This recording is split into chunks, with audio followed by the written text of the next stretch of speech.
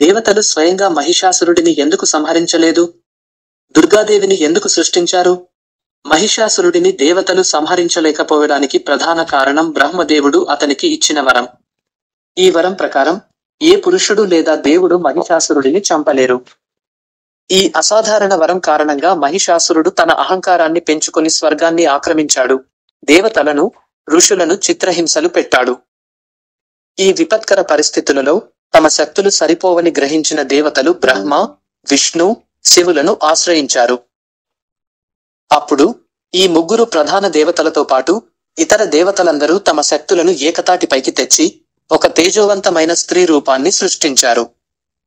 ఈ రూపమే దుర్గాదేవి. ఆమె సృష్టి ఒక అద్భుతమైన ప్రక్రియ.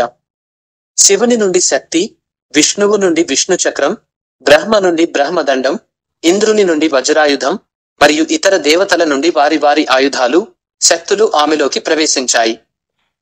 ఈ విధంగా ఆమె సమస్త దేవతల శక్తికి ప్రతీకగా నిలిచింది. ఆమె పురుష దేవతలచే సృష్టించబడినప్పటికీ ఆమె స్వతంత్ర శక్తిగా బ్రహ్మవరాన్ని అధిగమించడానికి ఒక నూతన మార్గంగా అవతరించింది.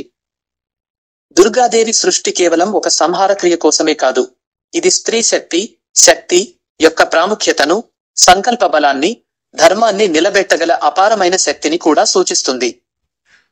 అందువల్ల దేవతలు స్వయంగా యుద్ధం చేయకుండా బ్రహ్మవరాన్ని గౌరవిస్తూ దుర్గాదేవిని సృష్టించి ఆమె ద్వారా మహిషాసురుడిని అంతం చేశారు. ఈ వీడియో నచ్చిందా?